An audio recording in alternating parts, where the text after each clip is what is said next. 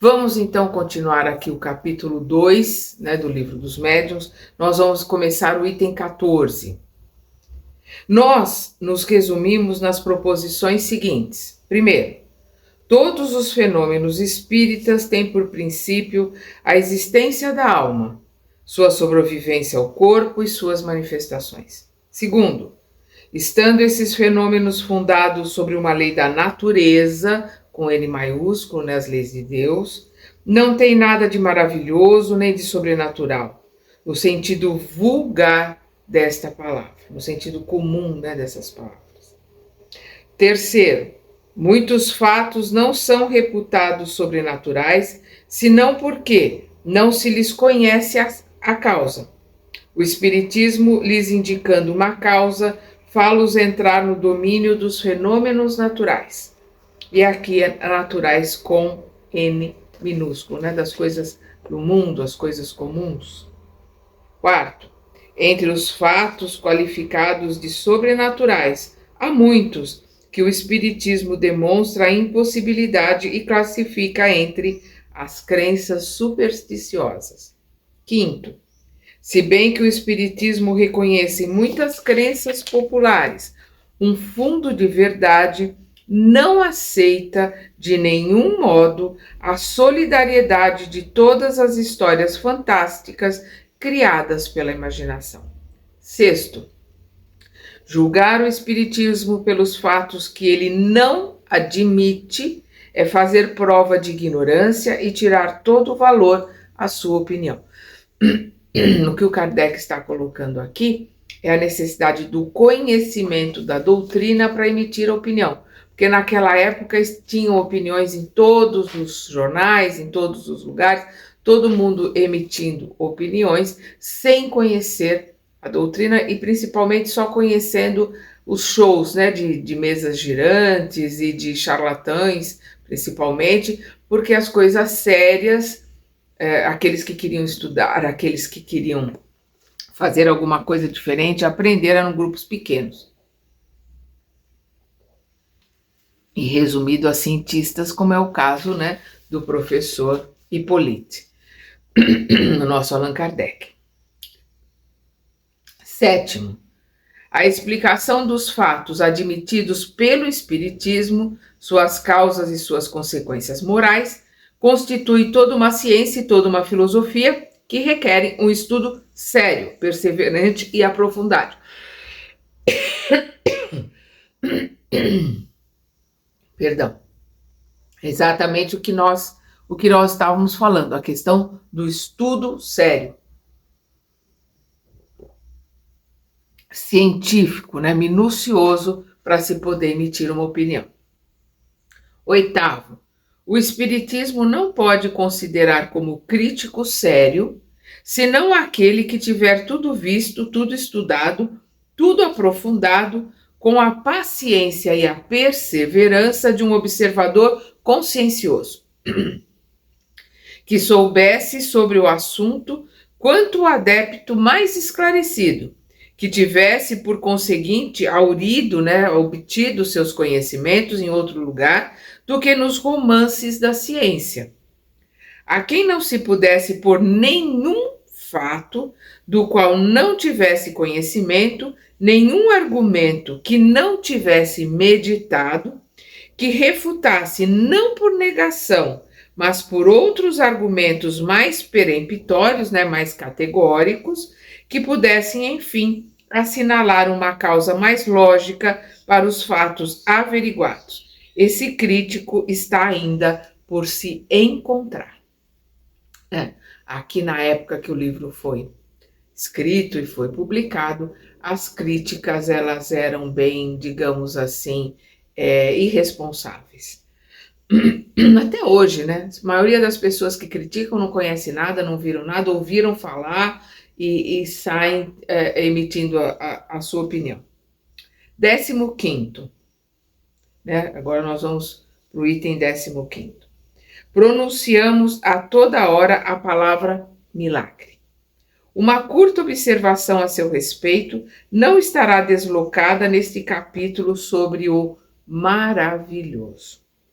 Em sua acepção primitiva e por sua etimologia que é o estudo da palavra, né? Estudando a raiz da palavra. Então, pela sua acepção primitiva e pela sua etimologia, a palavra milagre significa coisa extraordinária, coisa admirável a ver.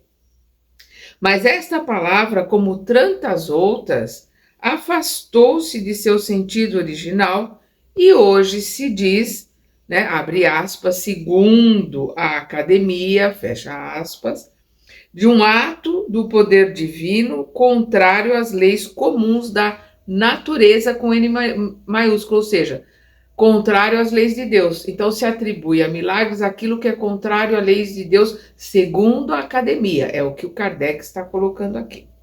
É com efeito sua acepção usual, e não é senão por comparação e por metáfora que se aplica às coisas vulgares, né, às coisas comuns que nos surpreendem e cuja causa é desconhecida.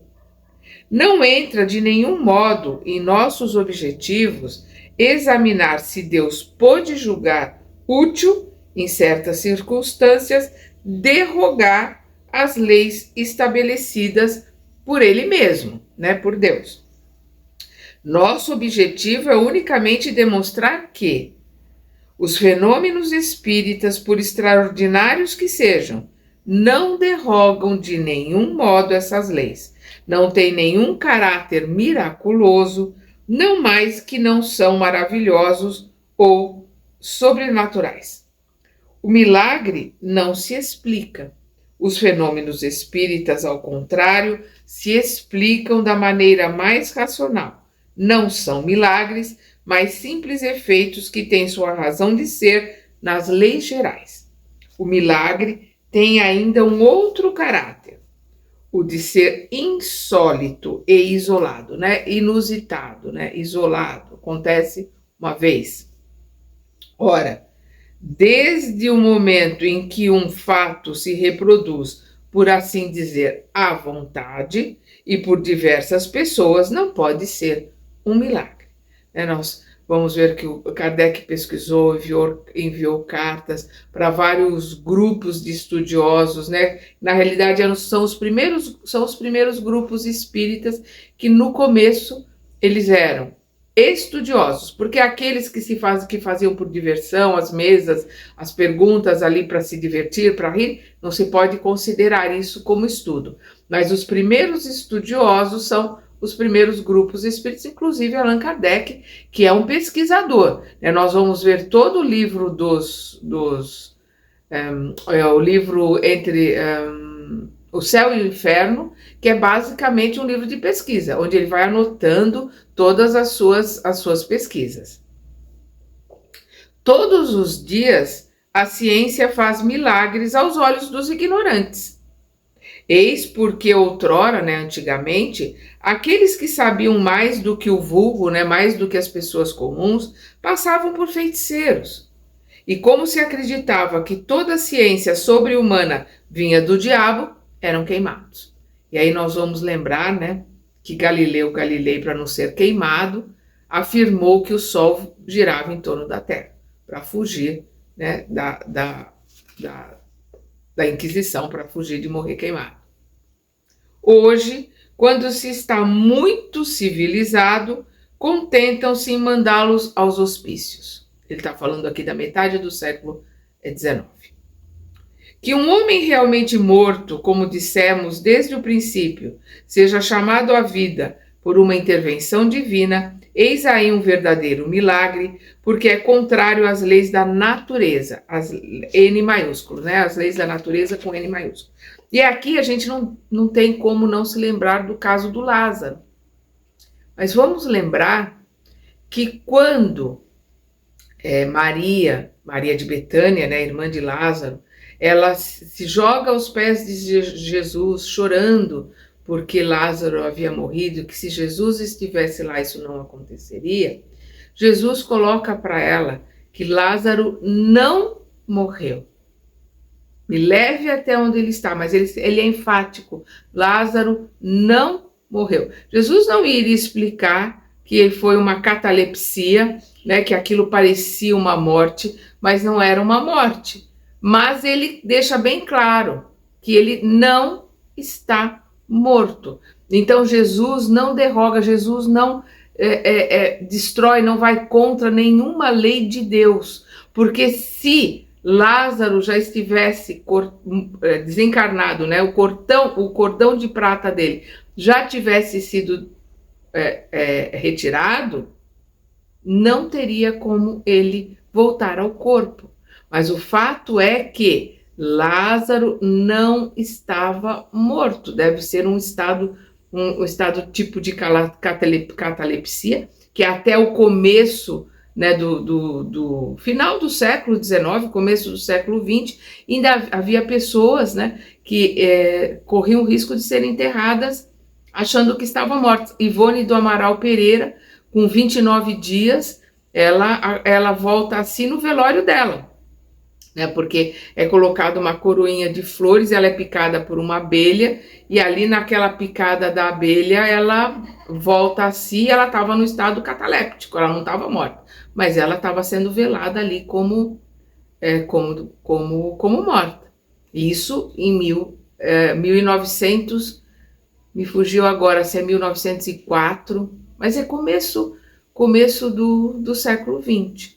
Então imagina há 2000 anos atrás, na época de Jesus, como isso não era mais comum. Então, a gente precisa lembrar, no caso de Lázaro, Jesus não derrogou, não foi contra nenhuma lei da natureza, nenhuma lei de Deus. Mas, se esse homem não tem senão as aparências da morte, né, que é o caso do Lázaro, se há nele um resto de vitalidade latente, oculta, e que a ciência ou uma ação magnética chega a reanimar para as pessoas esclarecidas, é um fenômeno natural. Mas, aos olhos do vulgo, né, da pessoa comum, do povo ignorante, aos olhos do vulgo ignorante, o fato passará por miraculoso, e o autor será perseguido a pedradas ou venerado, segundo o caráter dos indivíduos. Que no meio de certos campos um físico lance um papagaio elétrico e faça o raio cair sobre uma árvore, e esse novo Prometeu será certamente olhado como armado de um poder diabólico. Vamos lembrar que Prometeu é um dos deuses, né, um semideus, né, do Olimpo, e que ele rouba o fogo de Deus, e por isso ele é castigado, né, a ficar pela eternidade, né, com o fígado dele exposto, né, e pela eternidade ele é castigado que a águia venha de dia e coma o fígado dele, e à noite o fígado dele se recompõe e de novo começa esse suplício, né? Vamos lembrar que essas lendas e as mitologias gregas são metáforas, elas podem ser estudadas e analisadas. E que Hércules, depois dos seus 12 trabalhos, ele salva Prometeu. Então é o que ele está falando aqui. E diga-se de passagem, Prometeu nos parece singularmente ter perseguido Franklin, né? Benjamin Franklin, ele é um americano de Boston, que é um cientista que realizou várias experiências. Em 1752 ele empinou uma pipa, né, e usou essa pipa para pegar um raio. Ele é o inventor do para-raio, ele é inventor do aquecedor americano, ele coloca, né, as primeiras leis de eletricidade, é bem conhecido, né, o Benjamin Franklin. Então Prometeu nos parece singularmente ter procedido a Franklin, mas Josué, né, aí vamos lembrar que Josué é um ajudante, um discípulo de Moisés, né, e depois do desencarne de Moisés é ele que conduz os hebreus, mas Josué, detendo o movimento do sol, ou antes da terra, né, porque é a terra que se movimenta, não é o sol, eis o verdadeiro milagre. Nós vamos ver isso lá na Gênesis, né? Pois não conhecemos nenhum magnetizador dotado de um tão grande poder para operar um tal prodígio. E vamos lembrar que toda a Torá, que são 5 livros, né, os 5 primeiros livros da Gênesis, que é a Torá mosaica, né, que é a Torá judaica, ela é metafórica. São parábolas, são metáforas para serem analisadas e extrair o espírito da letra. De todos os fenômenos espíritas, um dos mais extraordinários, sem contradita, é o da escrita direta, e um daqueles que demonstram da maneira mais patente a ação das inteligências ocultas, mas o fato de que o fenômeno é produzido por seres ocultos não é mais miraculoso do que todos os outros fenômenos que são devidos a agentes invisíveis, porque esses seres ocultos que povoam os espaços são uma das forças da natureza, da natureza das leis de Deus, força cuja ação é incessante sobre o mundo material, tão bem quanto sobre o mundo moral. Vamos lembrar aqui a primeira escrita direta que nós temos conhecimento, o Decálogo, os 10 mandamentos de Moisés. É uma escrita direta na pedra. Nós vamos ver lá em Daniel também uma escrita direta, na parede. Nós vamos ver hoje na internet, principalmente na Inglaterra, algumas universidades que fazem experiências chamam de paranormais, que são médiums, que eles guardam, separam o papel, todo mundo assina um envelope, e guardam, depois eles vão e pegam esse envelope e tem uma série de coisas escritas. Nós vamos ver essa experiência feita por Kardec também, nós vamos ver o Kardec na revista dos Espíritos, a revista Espírita. Nós vamos ver esses testes, essas experiências que o Kardec faz também sendo relatadas com a pneumatografia, que é a escrita direta, com a pneumatofonia, que é a voz direta, que também a gente vê lá no Velho Testamento e a gente vê nos testes com Kardec também. E aqui, quando ele está falando da influência no mundo material, para isso precisa ter um médium de efeitos físicos, para que esses efeitos aconteçam, e a gente sabe que Moisés é um dos grandes médiums da história, com todos os tipos de mediunidade, porque é o médium de efeito físico que doa o seu ectoplasma para que esse efeito se realize, e no mundo moral, a influência do plano espiritual sobre nós. Vamos lembrar a questão 459, quando Kardec pergunta sobre a influência dos espíritos, eles colocam que a influência é mais do que nós imaginamos, na grande maioria das vezes são eles que nos dirigem, nos conduzem. O Espiritismo, em nos esclarecendo sobre essa força, nos dá a chave de uma multidão de coisas inexplicadas e inexplicáveis por todo outro meio. E se puderam, nos tempos recuados, nos tempos antigos, passar por prodígios, revela da mesma forma que o magnetismo, uma lei, se não desconhecida, pelo menos mal compreendida, ou melhor dizendo, conheciam-se os efeitos porque se produziram em todos os tempos, mas não se conhecia a lei, e foi a ignorância dessa lei que engendrou a superstição. Conhecida a lei, o maravilhoso desaparece e os fenômenos entram na ordem das coisas naturais. Eis porque os espíritas não fazem mais milagre Eis porque os espíritas não fazem mais milagre fazendo girar uma mesa, ou os mortos escrevendo, do que o médico fazendo reviver um moribundo, ou um físico fazendo cair o raio. Aquele que pretendesse com a ajuda da ciência fazer milagres seria um ignorante do assunto ou um farsante. Os fenômenos espíritas, da mesma forma que os fenômenos magnéticos, antes que se lhes conhecesse a causa, passaram por prodígios. Ora, com os céticos, os espíritos fortes, vamos lembrar que essa palavra aqui para o Kardec nós vamos ver em todos os livros, porque é uma questão da época. O espírito forte quer dizer o homem intelectual, o homem culto, o homem da da ciência, o homem inteligente, o gênio. É aí que ele coloca essa frase, que é uma questão de época, o espírito forte, né? Vamos voltar aqui.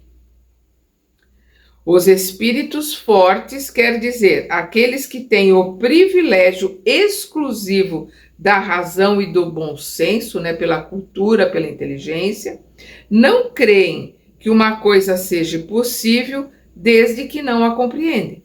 Eis porque todos os fatos reputados prodigiosos são objeto de suas zombarias.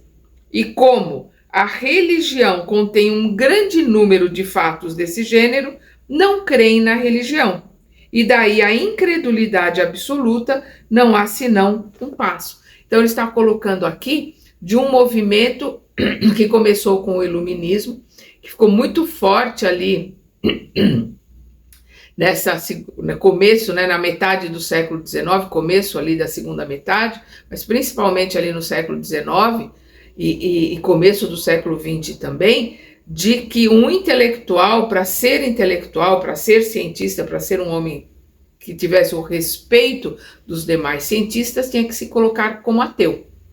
Por quê? Nós vemos isso em relação a Einstein também. Por quê? Porque como a religião tem muitas coisas fantasiosas, muita superstição, muita crendice, os cientistas se afastaram, né? Os cientistas quiseram se afastar o máximo possível de qualquer coisa religiosa. E qualquer pessoa que pensasse, tivesse alguma conotação, alguma ideia dentro de alguma religião, era colocado como ignorante. Então, para não ser ignorante, teria que ser ateu, e a gente vê isso até hoje nas universidades, né, no mundo acadêmico, porque a pessoa que tem alguma religião é mal vista, né, é olhada assim meio de lado. O Espiritismo, explicando a maioria desses fatos, lhes dá uma razão de ser. Ele vem, pois, em ajuda da religião, demonstrando a possibilidade de certos fatos que, por não terem mais o caráter miraculoso, não são menos extraordinários. E Deus não é menos grande, nem menos poderoso, por não ter derrogado suas leis. De quantas zombarias as levitações de São Cupertino foram objeto. Vamos lembrar que José de Cupertino nasceu em 1603, ele é chamado do irmão burro, né? Porque ele era uma pessoa que tinha problemas de aprendizado, né? Tinha limitações para aprender, para estudar, tinha alguns problemas de capacidade mental para poder estudar, então ele era chamado de irmão burro, e ele queria ser padre, não foi aceito em nenhum lugar, os franciscanos o aceitaram, e vamos lembrar que ele levitava. Nós vamos ver que, eu não lembro agora o nome do Papa que foi visitá-lo, e esse Papa quando Cupertino estava em transe, é um médium, né? E aí ele recebia as informações dos esclarecimentos de espíritos elevados, ele conversou com esse Papa em aramaico, porque esse Papa falava aramaico. O Papa fez perguntas dificílimas acerca de esclarecimentos e de colocações, né, de livros, de estudos, né, da Bíblia, do Velho Testamento, do Novo Testamento, e ele respondeu, né, esses estudos, ele respondeu com uma cultura elevadíssima, com um conhecimento elevadíssimo em aramaico. E a partir daí ele passou a ser respeitado e passou a ser consultado por uma série de coisas. Depois a Igreja Católica o canonizou como São Cupertino. Ora, a suspensão etérea dos corpos pesados é um fato explicado pela lei espírita.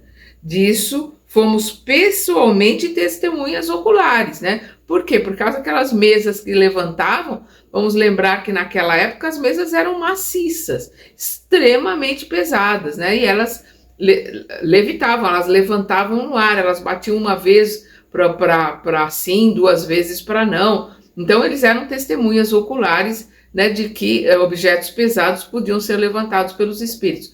Lembrando sempre que isso é uma mediunidade de efeito físico, precisa estar presente um médium de efeito físico, né, doando ectoplasma, ele saiba ou não que ele é médium de efeito físico, precisa da presença de um médium de efeito físico para que essas coisas aconteçam.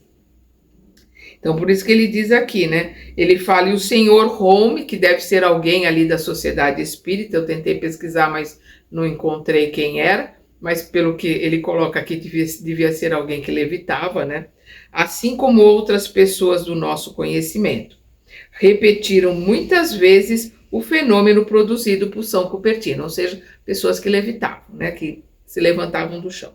Portanto, esse fenômeno entra na ordem das coisas naturais, com N minúsculo, né? As coisas do mundo, das leis do mundo. No número dos fatos desse gênero, é preciso colocar em primeiro lugar as aparições, porque são mais frequentes. E aí nós precisamos entender que quando uma pessoa vê uma aparição uma vez e não vê mais, é uma questão que pode acontecer com qualquer um, porque todos nós somos médiuns, né? A mediunidade, como nós já falamos sobre isso, todos nós temos a mediunidade. Então, a pessoa que viu uma vez uma aparição, não quer dizer que ela seja médium ostensivo. Infelizmente, aqueles que se dizem espíritas, mas são ignorantes, não estudam, não aprendem. Quando a pessoa fala, eu vi um espírito, então você é médium. Não. Por uma circunstância, por uma necessidade, ou às vezes até por afinidade, ou por obsessão. O obsessor coloca ali uma visão para assustá-lo, ou se mostra para aquela pessoa para assustá-la. Isso não quer dizer uma mediunidade de clarividência, por exemplo, porque o clarividente vê o tempo todo. Vamos lembrar que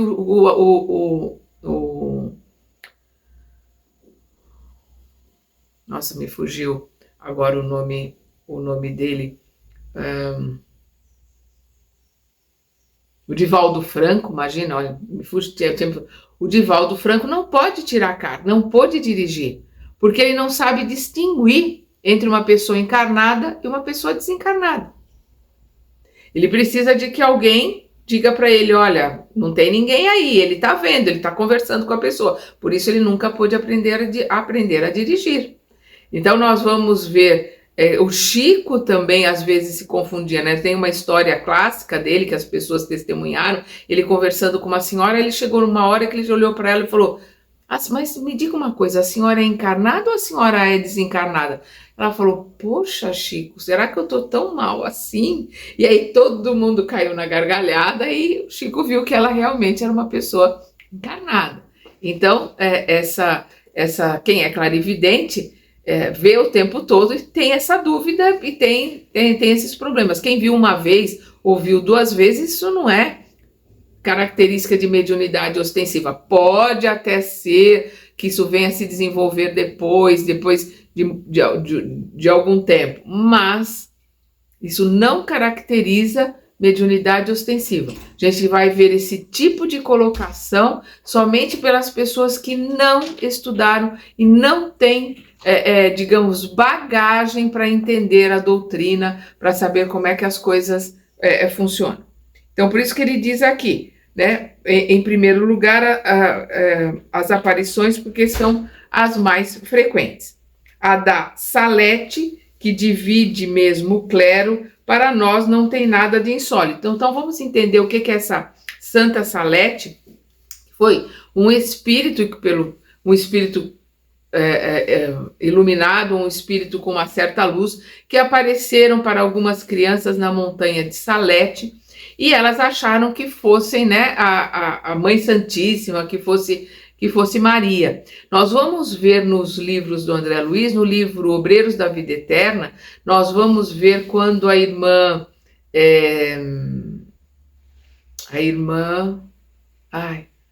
não é, puxa vida, não é Celestina, nós vamos ver que o mentor, ele pede ajuda para um espírito extremamente elevado, que é essa irmã que está me fugindo o nome agora, e a hora que ela aparece, até o André Luiz cai de joelhos, achando que fosse Maria.